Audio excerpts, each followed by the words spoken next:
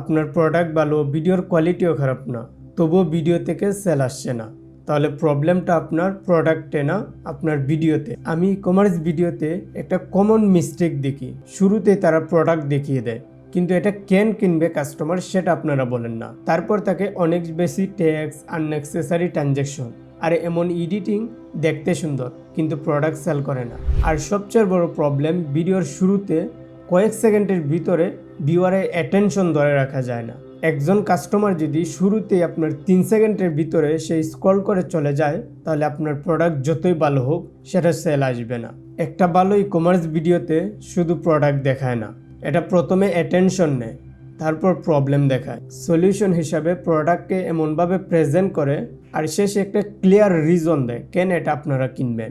তাই শুধু ভালো প্রোডাক্ট থাকলেই হবে না, প্রোডাক্টকে এমনভাবে প্রেজেন্ট করতে হবে যেন আপনার কাস্টমার দেখলেই বুঝতে পারে সেটা তাদের প্রয়োজন।